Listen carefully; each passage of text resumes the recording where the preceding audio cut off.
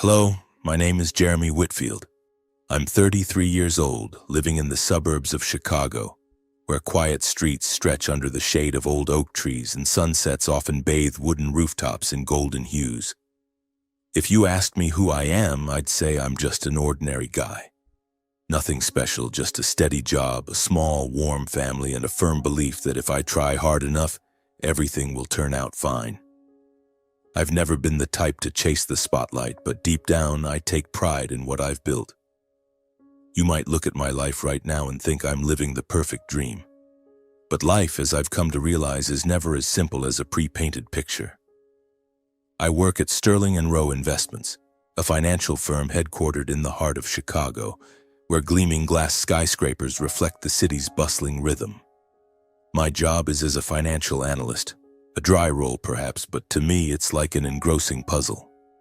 Every day I sit in front of a computer screen, sifting through endless streams of numbers, analyzing market trends, and turning them into sharp, concise reports. I've often heard the board praise our department's outstanding reports during meetings. I'm not sure if those compliments are meant for me, but I don't need them to feel proud. For me, completing a flawless data set or accurately predicting an investment trend is reward enough. If my job is where I find stability, my family is my heart. Every evening as I drive through the suburban streets, leaving the city's noise behind, I feel like I'm entering another world, a warm one, where Vanessa and Sophia are waiting for me. Vanessa, my wife, is the kind of woman who turns heads wherever she goes. She's beautiful with glossy brown hair and sharp eyes that seem to see through everything. She works for a well-known fashion brand, and I've always admired how she handles her job with confidence and finesse. Vanessa is the type who always knows what she wants and isn't afraid to speak her mind. On days when I'm exhausted, just hearing her resolute voice is enough to recharge me. Then there's Sophia, our 6-year-old daughter, who is my entire world. She has her mother's big round eyes and a smile that melts me every time I see it. Every evening when I open the door, Sophia comes running, wrapping her arms around my legs and shouting, "Daddy's home. Tell me a story." Those moments, I swear, are why I live. I'll scoop her up, let her sit on my shoulders, and we'll sing some silly song while Vanessa shoots us a playful glare from the kitchen. Our home, though just a modest house we're paying off in the suburbs, is a castle to me. It's not grand, but it's enough to hold our laughter, cozy family dinners, and lazy weekend mornings when the three of us curl up on the couch watching cartoons. This house is my pride. I've worked tirelessly to pay off every loan, every bill, to ensure Vanessa and Sophia never have to worry. Each month, I carefully review our finances, calculate expenses, and make sure everything is under control. I'm not the type to splurge or dream of luxuries. To me, happiness is watching Sophia scamper around our small backyard garden or seeing Vanessa smile with satisfaction at the newly renovated kitchen we worked hard for. Beyond my little family, I also have responsibilities toward my parents, Warren and Eleanor Whitfield. They live not far from us in a peaceful neighborhood for retirees. My father, Warren, is a stern man, proud of what he's accomplished in life, from building a stable career to raising my sister and me.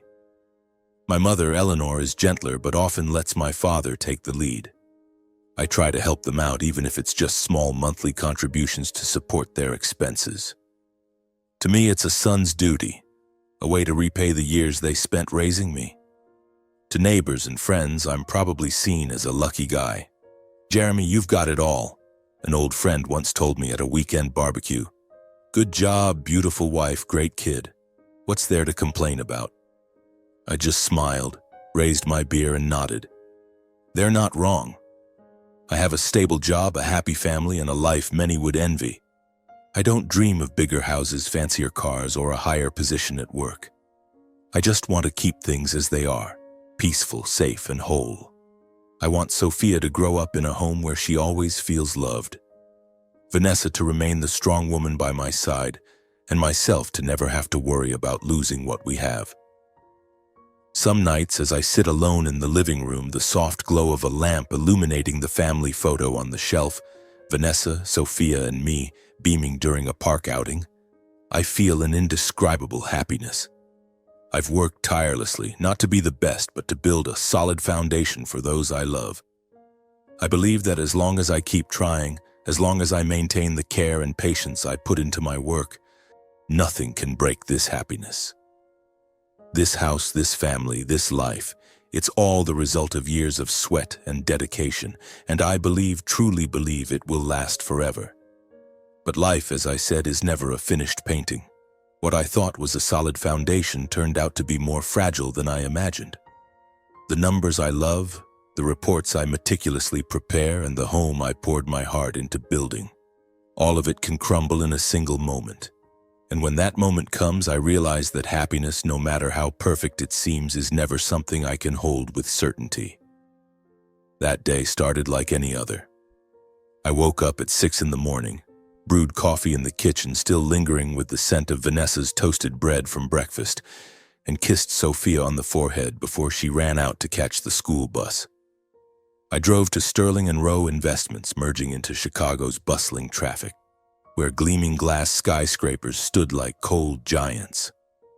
My office was on the 14th floor, a small corner with an old wooden desk and a computer screen filled with numbers.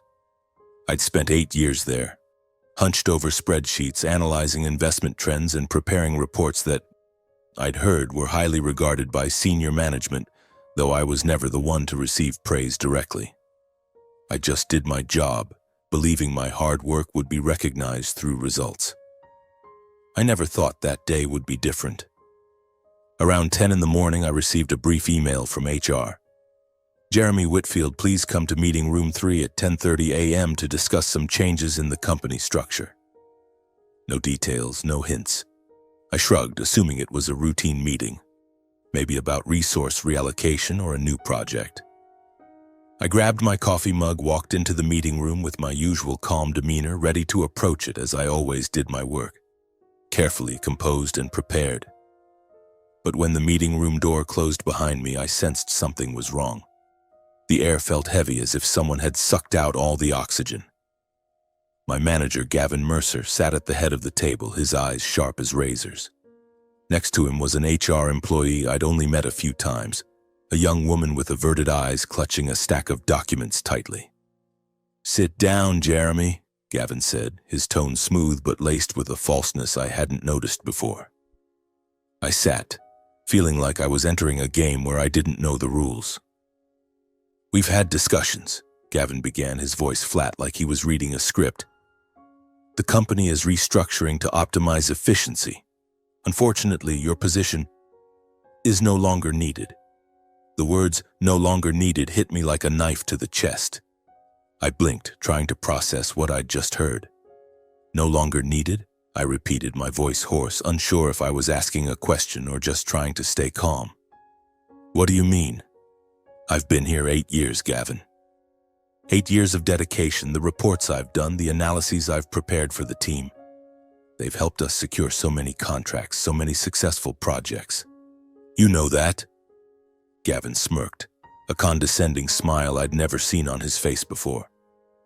"Jeremy, don't make this complicated. The company is changing and we need people who fit better. You'll receive a small severance package, enough to tide you over for a while. Today is your last day. HR will guide you through the paperwork."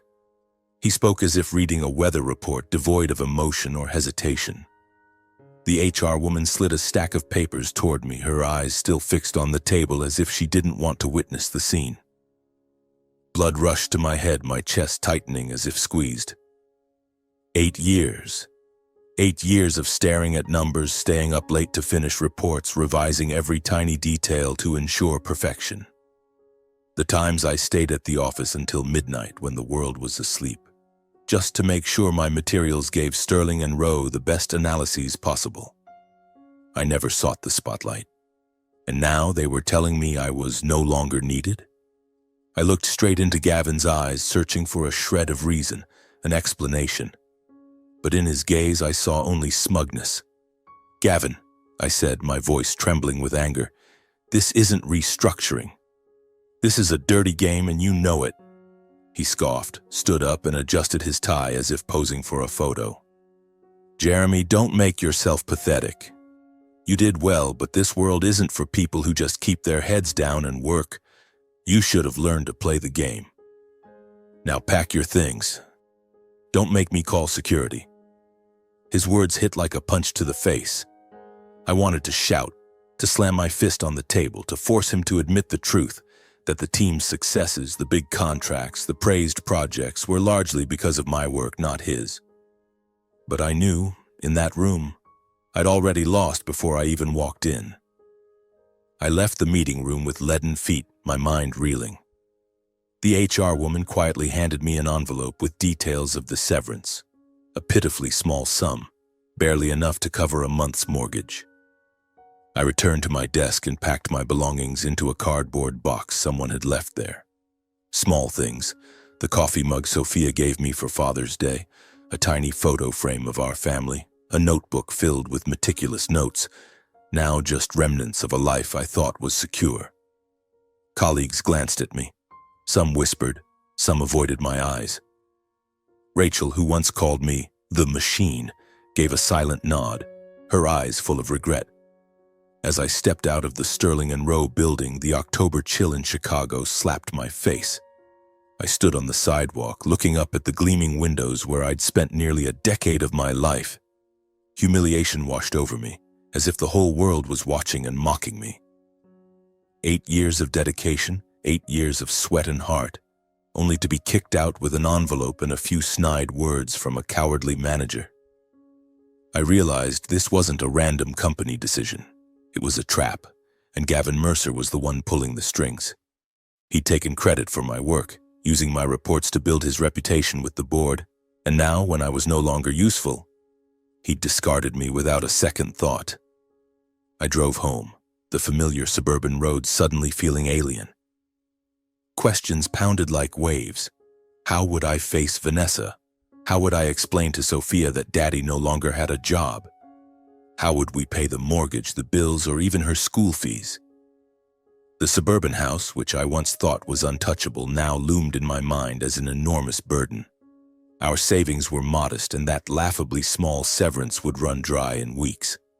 I glanced in the rearview mirror, seeing my own face. Tired, bewildered. For the first time in my life, I felt utterly powerless. When I got home, I stepped inside, forcing a smile as Sophia ran to me, wrapping her arms around my legs as she always did. "Daddy's home." Her voice was clear and carefree, as if the world was still a place full of color. I picked her up, breathing in the sweet scent of her hair, trying to let that warmth soothe the pain tearing at my heart. But when my eyes met Vanessa's, as she leaned against the kitchen doorway, I knew that fleeting dream of comfort was slipping away. That evening, after Sophia was fast asleep, I sat down at the dining table with Vanessa. The dim yellow light illuminated her face, but it no longer highlighted the beauty I'd once been captivated by. I took a deep breath, searching for the words to confess the truth weighing heavily on my chest. "Vanessa," I began, my voice hoarse. "Today the company let me go. They said my position was no longer needed." I paused, waiting for a reaction. A hug, a word of comfort, or even just a nod. But Vanessa only stared at me, her eyes filled with disappointment. "Let you go?" she repeated, her tone flat, devoid of emotion. "So what are you going to do now, Jeremy? How are we supposed to live with this house, with Sophia, with everything?" I tried to stay calm, though my heart felt like it was being squeezed. "I'll find a new job," I said, trying to sound certain. "I'll send out applications, reach out to contacts, do whatever it takes to get back on track. I promise." But Vanessa didn't respond with the encouragement I'd hoped for. She crossed her arms, looking at me as if sizing up a stranger. "You promise?" she said, her voice dripping with sarcasm. "You worked there for 8 years, Jeremy. 8 years, and you couldn't even keep your job. Do you think your promises mean anything now?" Her words cut deeper than Gavin Mercer's sneers that morning. I wanted to argue, to say that I'd done everything, that I didn't deserve this. But I just sat there, silent, my heart heavy as lead. The weeks that followed turned my life into a spiral of anxiety and helplessness. The savings Vanessa and I had carefully set aside were meager, and the paltry severance from Sterling and Rowe dwindled faster than I'd expected. Utility bills, living expenses, and especially the mortgage payments for our suburban home piled up like boulders, crushing my chest every day. I tried to hide my panic, not wanting Vanessa or Sophia to see me weak.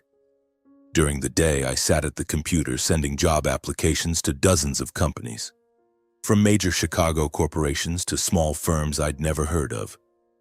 I called old contacts, hoping for a lead, a crack of opportunity. But the job market was harsher than I'd imagined. Most responses were polite rejections. The rest were a terrifying silence. Each time I checked my inbox, my heart sank deeper. Vanessa, who had once been my emotional anchor, began to change. At first, she only sighed when she saw the stack of bills on the table. But those sighs soon turned into sharp accusations. "What did you do to get us into this mess, Jeremy?" she asked during one dinner after Sophia had gone to bed. "You weren't strong enough to keep your job, and now what? We're going to lose everything." I tried to explain, to say I was doing all I could, but she wouldn't listen. Our family dinners, once filled with laughter, became battlegrounds of bitter words. Vanessa was no longer the gentle woman by my side. She looked at me like a failure, and that hurt more than any rejection from employers. Sophia, my 6-year-old, remained as bright as sunshine. She didn't understand the bills, the sleepless nights I spent job hunting, or why her parents spoke less and less. But she sensed the tension. I saw it in the way she hesitated to ask for a new toy or clung to me longer each night as if afraid I might disappear. I forced smiles for her, telling silly stories about princesses and dragons, but each time Vanessa snapped something cold. "Are you telling Sophia stories to escape reality, Jeremy?" My heart twisted. I wanted to shield Sophia from the truth, to keep her world vibrant, but I didn't know how when I was drowning in darkness. Our suburban home, once my castle, now felt suffocating. Sophia's laughter grew rare, replaced by arguments between Vanessa and me. Each time the phone rang, I hoped it was a job interview, but it was usually just the bank or creditors reminding us of looming payments. One morning, I opened the mailbox to find a letter from the bank among the bills. My heart stopped as I read the bolded words. "Warning. Failure to make timely payments may result in foreclosure of your property." I hid the letter in a drawer, not wanting Vanessa to see, but she already knew. That night, her patience exploded. "Jeremy, do you even see where we are?" Vanessa nearly shouted as I tried to reassure her I'd find a way. "We're about to lose the house. Lose everything. Do you think I can live like this in constant fear?" Her voice was icy, but what hurt most was what came next, delivered with cruel indifference. "I can't keep doing this. I need to find another way. For me and for Sophia." Those words were a final cut, shredding the last of my hope. Vanessa didn't specify what another way meant, but her eyes, the way she turned away, told me she was considering a future without me. That night, after Vanessa went upstairs and Sophia was sound asleep, I sat alone in the living room, the dim light casting shadows on the family photo on the shelf. I looked at my face in the picture, the man who once believed he could protect this home from any storm. Now I saw only a failure, discarded by my job, abandoned by my wife, and facing the loss of everything. The happiness I'd poured my heart into preserving was now crumbling at its roots. In the days following the argument with Vanessa, I lived like a shadow in my own home. I no longer had the strength to hide my despair. In my desperation, I thought of my parents, Warren and Eleanor Whitfield. They were the last anchor I could cling to. My parents, in their 60s and retired, lived in a small but comfortable house. They led a relatively comfortable life thanks to the money from selling the old house my grandparents had left them a few years ago. When I was still stably employed at Sterling and Rowe, I regularly sent money to help my parents, with home repairs, medications, or small expenses. It was my way of showing filial piety, a son's duty I never questioned. I thought surely they would understand my situation. Surely they would extend a hand to help when I was standing on the edge of a cliff. I drove to their house one weekend afternoon under a gray Chicago sky that matched my mood. The house of my childhood appeared before me with its white picket fence and the small garden my mother still tended. I took a deep breath before knocking, mentally rehearsing my words. I wasn't planning to beg for much, just a small loan, enough to cover the mortgage for a few months, to keep a roof over Sophia's head, to buy me time to find a job. I told myself my parents would understand, that they wouldn't let their son fall into ruin. My father, Warren, opened the door. He was the same as ever, tall and thin with a stern face etched with deep wrinkles. "Jeremy," he said, his voice flat, showing neither surprise nor joy. "Come in." My mother, Eleanor, was sitting in an armchair in the living room holding a cup of tea. She gave a faint smile, but her eyes avoided mine as if she already guessed why I was there. I sat down feeling like a child about to be scolded. "Dad, Mom," I began, trying to keep my voice steady. "I'm in trouble. I lost my job and things are really bad. I just need a small loan to cover the mortgage to keep a home for Sophia. I promise I'll pay it back as soon as I find a new job." The air in the room grew heavier. My father frowned, his lips tightening as if I'd said something offensive. "Lost your job?" he asked, his voice icy. "How did you let that happen, Jeremy? What did you do to end up like this?" I tried to explain, talking about the restructuring, about Gavin Mercer, about how I was unfairly pushed out of Sterling and Rowe. But the more I spoke, the darker my father's expression became. "Don't make excuses," he cut me off. "You weren't smart enough to keep your job. And now you want us to bail you out? At our age, your mother and I can't clean up the mess you've made for yourself. Helping you now would be like throwing money out the window." His words hit me like a slap. I looked to my mother, hoping she'd say something, anything to soften the blow. But she just sat there, her eyes fixed on her teacup, her hands gripping it tightly as if bracing for a storm. "Mom," I called, my voice almost pleading. She looked up, a flicker of pity in her eyes, but then she spoke, her voice barely a whisper. "Jeremy, you need to stand on your own. We're old now, we can't keep taking care of you." Her words, though gentle, hurt more than my father's harshness. My mother, who once hugged me and called me her good boy, now chose to side with my father, choosing silence over defending me. I was stunned.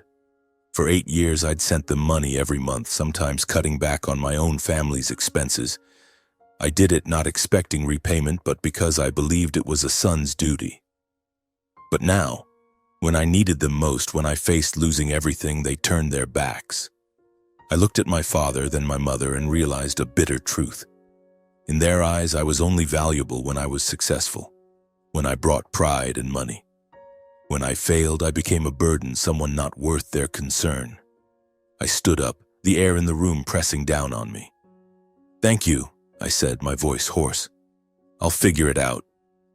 My father only nodded, and my mother still wouldn't look at me. I walked out of the house where I'd grown up, the place I once thought was the safest in the world. The path to the gate now felt endless, each step pulling me deeper into an abyss. My heart shattered. Not only had I lost my job, not only had Vanessa turned away, but now my own parents had disowned me. The people I thought would always be there saw me as a stranger. When I got home, night had fallen. The living room's dim light cast a weak glow, reflecting off silent walls. Gone were the laughter, the familiar smell of food. Only an eerie emptiness remained. Vanessa was sitting on the sofa, surrounded by neatly packed suitcases. Sophia sat close to her, clutching the doll I'd bought for her last birthday. I stood frozen, my heart seeming to stop. "Jeremy, I can't keep living like this," Vanessa said, her voice calm but cruel. "I need a different life. For me and Sophia." I stared at her, unable to comprehend her words. Each one cut into my heart like a slow, deliberate knife. My mind echoed with memories of family dinners, movie nights, Sophia's laughter as I chased her around the room. How could it all vanish with a few cold words? I searched Vanessa's eyes for a hint of hesitation, a trace of the love we once had, but there was only a void. She stood, pulled her suitcase, and took Sophia's hand. "Mommy, is Daddy coming too?" Sophia's voice was small and trembling like a fragile thread. I wanted to say something, to fall to my knees, to hold my daughter, but my throat was choked. Every word stuck in my chest where my heart pounded as if it might burst. Vanessa didn't answer. She just tightened her grip on Sophia's hand and opened the door. The door slammed shut, its echo reverberating through the house like a verdict. I stood there for a long time, in the darkness and heavy silence. Everything around me seemed to dissolve. The chair she sat in, the glass she held, even the air carried the scent of loss. Then I sat down, head in my hands, unable to distinguish tears from sweat. The feeling wasn't just pain. It was emptiness. An emptiness so profound that even despair couldn't find the strength to surface. That night I realized I had lost everything. Not just my pride, my wife, my daughter, but the very reason to keep living. The months that followed felt like I was living as a ghost, trapped in a spiral of exhaustion and helplessness. I was no longer the proud man with a stable job and a complete family. Now I was just a failure, abandoned by the world and rejected by the people I loved most. In moments when darkness enveloped the house and the silence became unbearable, dark thoughts crept into my mind. I wondered if it was worth living on. I had lost my job, Vanessa, Sophia, and even my parents' respect. What was left to hold on to? A house on the verge of foreclosure? A pile of unpaid bills? The thought of giving up, of ending it all, passed like a cold breeze. It wasn't strong enough to pull me under, but it sent shivers through me. I wasn't one to give up easily, but when the world seemed to have forsaken you, what was left to fight for? I had no answers. I just sat there, letting the pain and emptiness gnaw at the fragments of my soul. Then on a gray morning, as I checked my empty mailbox for the umpteenth time, my phone buzzed. I glanced at the screen, a number I didn't recognize. I hesitated, assuming it was another call from a creditor chasing mortgage payments or reminding me of unpaid debts. But a strange instinct made me answer. "Hello, Jeremy Whitfield speaking," I said, my voice hoarse, expecting nothing more than a pointless conversation. "Hello, Mr. Whitfield," a polite female voice came from the other end. "This is Laura, assistant to Mr. Alexander Rowe, chairman of Sterling & Rowe Investments. Mr. Rowe would like to meet with you to discuss some matters related to the company. Are you available to come to our headquarters on Wednesday at 10 a.m.? I nearly dropped the phone. Alexander Rowe? The chairman of Sterling & Rowe? The man I only knew from speeches at company-wide meetings? Someone I'd never met in person during my 8 years there? I stammered, my mind reeling. You mean Mr. Rowe wants to meet me? But why? I've already been let go." My voice trembled, a mix of shock and suspicion. Laura's tone remained steady, professional. "I don't have specific details, Mr. Whitfield. But Mr. Rowe has requested to meet you. Can you make it?"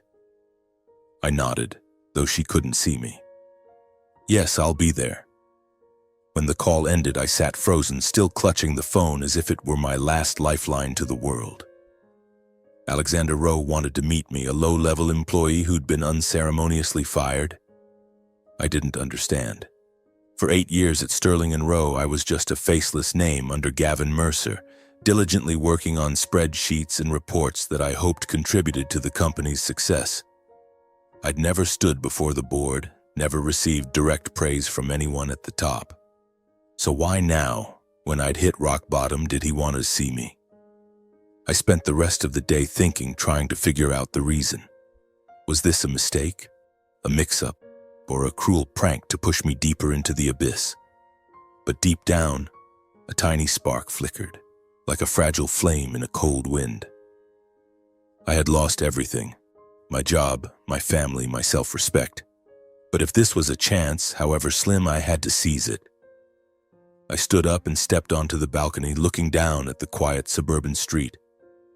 The sky was still gray, but somewhere a faint ray of sunlight was trying to break through the clouds.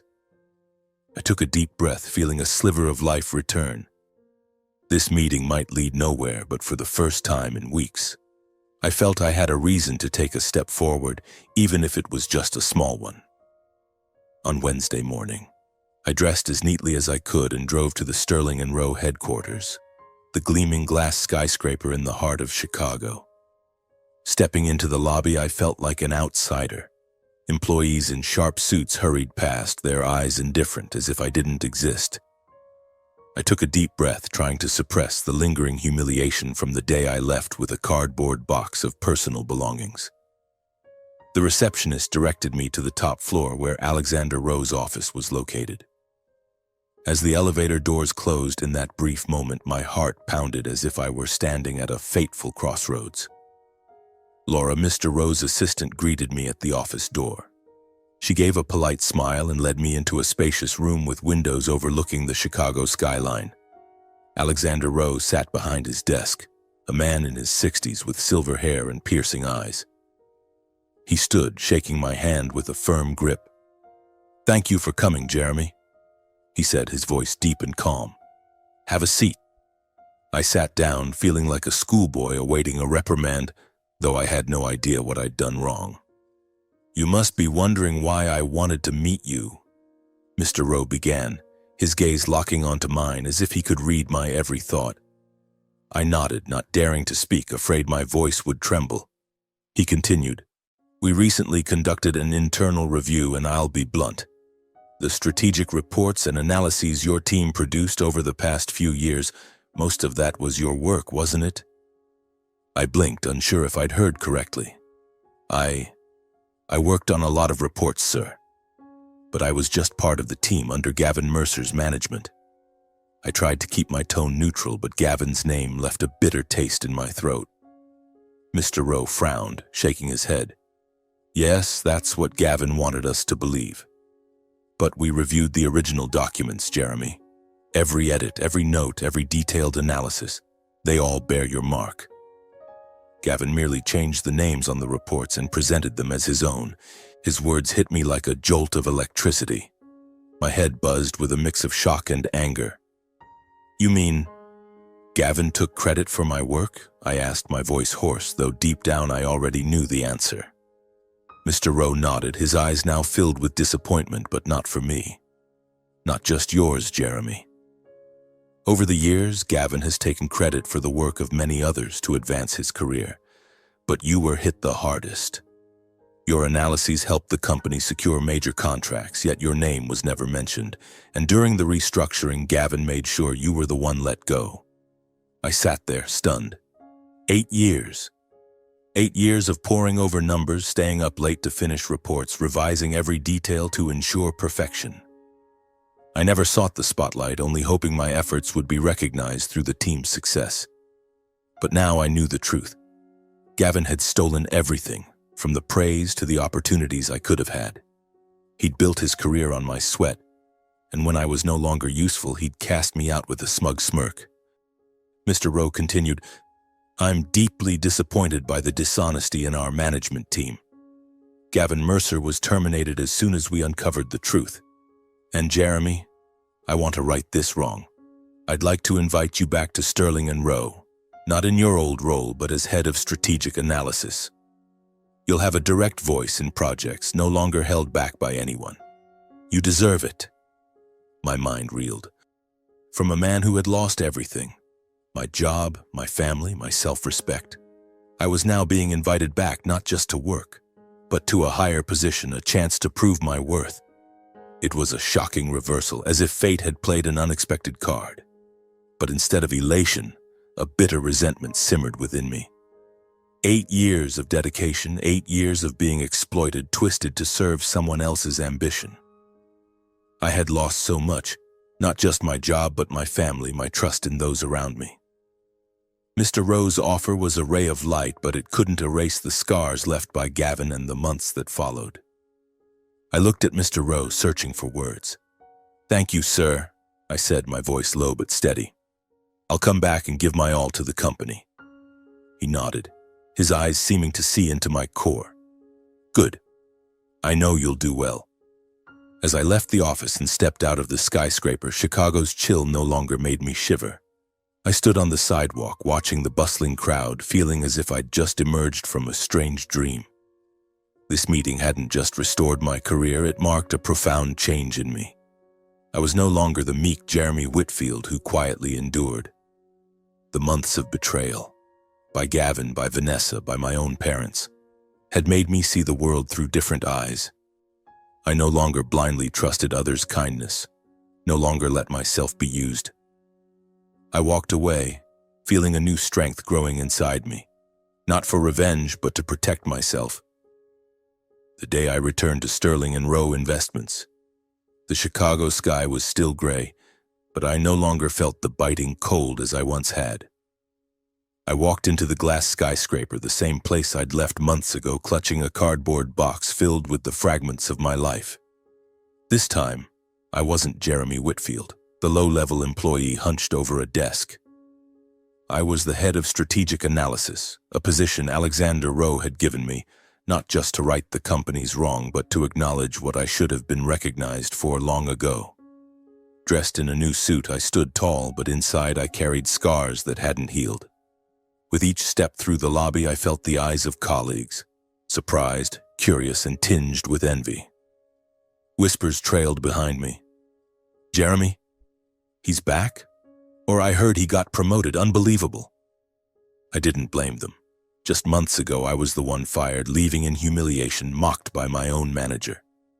Now I was back, not just with a job, but with greater authority, a higher salary, and a chance to prove my true worth. My new office wasn't the cramped corner with the old wooden desk. It was on a higher floor with windows overlooking Chicago's skyline and a team reporting directly to me. But as I sat in the new leather chair, gazing at the computer screen flickering with familiar numbers, I didn't feel the triumphant joy I'd expected. Instead, there was a cold emptiness, as if all I'd achieved today couldn't fill the void of what I'd lost. On my second day in the new role, I ran into Gavin Mercer. I was leaving my office to grab coffee in the lobby when I saw him at the end of the hallway near the elevators. He no longer wore the expensive gray suit I was used to seeing. Instead, he had on a worn jacket clutching a cardboard box, identical to the one I'd carried when I was let go. His face was gaunt, his eyes betraying stress. He stopped when he saw me, and for a moment the air between us froze. I remembered the meeting room months ago where he sat at the head of the table, smirking as he told me I was no longer needed. His words, "This world isn't for people who just keep their heads down and work," still echoed in my mind, sharp as a blade. "Jeremy," he said, his voice dry, forcing a strained smile. "Heard you're back. Congratulations." I looked straight into his eyes, not returning the smile. "Gavin," I replied, my voice even but cold as ice, "I'm not here for your congratulations." He blinked, as if surprised by my response. "Still bitter?" he asked, a hint of mockery in his tone, but I could hear the unease beneath it. "Bitter?" I echoed, stepping closer so he could see the change in my eyes. "No, Gavin. I'm just no longer the guy you can exploit. You stole my work for 8 years, and now what? You're standing here with that box while I'm in the place you dreamed of." He opened his mouth, about to say something, but then fell silent. I didn't give him a chance to respond. I turned and walked back to my office, a surge of strength coursing through me. In that meeting room months ago, I was the victim, the one fired with a pitiful severance envelope. Now I was the victor, not because I brought Gavin down, but because I rose from the ashes he left behind. He'd been sacked, his reputation shattered, while I was rebuilding, this time with my name on the work. The new job wasn't easy, but it was a chance to prove my true value. I led the analysis team, crafting strategies that helped Sterling and Rowe secure major contracts. The numbers, charts, and forecasts, my beloved language, were still there, but now I worked in the light, not the shadows. My name appeared in meetings, on reports, and in praise from leadership. Colleagues began to see me differently. No longer the machine buried in spreadsheets, but someone with a voice. Someone worthy of respect. I felt the change not just in how others saw me, but in how I saw myself. Yet every evening when I returned to the suburban house, that success felt hollow. The house was still empty, devoid of Sophia's laughter or Vanessa's sharp gaze. I'd walk into the living room, the dim yellow light illuminating the family photo on the shelf, and my heart would ache. My career might be reviving, but the emotional wounds remained, bleeding every time I faced the void left by my wife and daughter. I'd sit on the sofa, listening to the wind howl through the windows, wondering if everything I was doing was worth it. I'd reclaimed justice at work, but my family, the most important thing to me, was now a distant memory. As the days passed, I began to see things through a new lens. This return wasn't just about rebuilding my career, it was a chance to reassess the relationships that had once confined me. My parents, Warren and Eleanor, who turned their backs when I needed them most, taught me that family ties aren't always unconditional. Vanessa, who left with Sophia when I hit rock bottom, showed me that love can't survive on material stability alone. And Gavin, who stole my work to build his reputation, made me realize that blind kindness only makes you prey. I used to be a gentleman, always putting others first, but now I saw that gentleness had cost me dearly. I'm no longer the Jeremy Whitfield of before. I've endured loss, touched the depths of despair, and learned to stand again. I no longer let myself be exploited or bow to those who see me as a tool. I began setting boundaries, not to build walls, but to protect my dignity. Each morning as I drove to Sterling and Row, I felt a new Jeremy taking shape, not for revenge, but to live a life I could be proud of. Chicago's morning bustle was as lively as ever, but the honking cars and frenetic pace no longer suffocated me. I walked into the office with my head held high, no longer the man who bowed before a desk. I was the head of strategic analysis, a person with a voice, with value, and for the first time in my life, I felt I truly belonged here. Yet despite the glow of my newfound success, the scars in my heart remained unhealed. And as news of my promotion spread, shadows from my past began to resurface, like vultures sensing an opportunity. Word of my return to Sterling and Row, not just to a job but to a higher position, quickly spread through Chicago's financial circles. Former colleagues whispered during meetings, their eyes a mix of surprise and curiosity. Jeremy Whitfield? How did he climb to that position? I overheard someone say in the break room. I didn't care. They didn't need to know what I'd been through to get here. The sleepless nights, the days of despair, the moments I nearly crumbled. But what I hadn't expected was that the news wouldn't stay confined to the office. It reached my family, it reached Vanessa, and like a toxic breeze, it brought back figures I thought I'd left behind. One afternoon, after wrapping up a meeting, my phone buzzed. My father's number, Warren, flashed on the screen. I stared at it, my heart pounding, not with joy, but with a sense of wariness. How long had it been since I stood before my parents, begging for a small loan to keep a roof over Sophia's head, only to be met with harsh words and cold stares? I took a deep breath and answered. Jeremy? My father's voice came through, still stern, but with a softer edge than usual. Your mother and I heard you're doing well at the company. We've been worried about you. It's been a while. Why don't you come over for dinner this weekend? I gripped the phone tightly, a smoldering anger rising in my chest. Worried about me? I remembered the house of my childhood, the place I once thought was my safest haven. I remembered my father's scowl as he said helping me was throwing money out the window. I remembered my mother, Eleanor, sitting silently, not daring to defend me. Worried about me? I replied, my voice calm but sharp. When I needed you most, what did you say? That I had to stand on my own, that you couldn't carry my burdens. Now that I've stood up, what do you want? A family dinner to make amends? My father fell silent on the other end, then let out a sigh, his voice tinged with unease. Jeremy, we're family. We just want things to go back to how they were. But I was no longer the Jeremy of old, the one who'd overlook everything for the sake of family. I looked out my office window, sunlight glinting off the skyscrapers, and realized a bitter truth. My parents' affection existed only when I had material value, when I brought them pride and benefits. When I hit rock bottom, they turned away. Now that I'd risen, they wanted back into my life. "Dad, Mom," I said, my voice firm, "thank you for calling, but I don't need those dinners. I have my own life now." I hung up, feeling as if I'd shed a heavy burden, though my heart still ached. Less than a week later, Vanessa reached out. She called me one evening as I sat in the empty suburban house. "Jeremy," her voice came through the phone, softer than I'd heard in months. "Sophia misses you. She asks about you every day. I think maybe we should talk. For Sophia, for a complete family." Those words pierced like a dagger, not because they hurt, but because I knew they weren't genuine. I remembered Vanessa's cold gaze as she left, taking Sophia in her suitcases, abandoning me in a house on the brink of foreclosure. She wasn't coming back because she loved me, or even for Sophia. She was coming back because of the news of my promotion, because the stability she once valued had returned. I took a deep breath, keeping my voice steady. "Vanessa, I'll always be Sophia's father. I'll do anything for her, anytime. But you and me? That ended the day you walked out." She went silent, then tried to persuade me, her voice sweeter.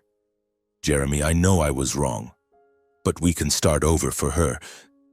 But I no longer believed those words. I saw the truth clearly. Vanessa didn't want me. She wanted security, the glow of a successful man. I hung up, not out of anger, but because I knew I couldn't let her back into my life, couldn't let myself be hurt again.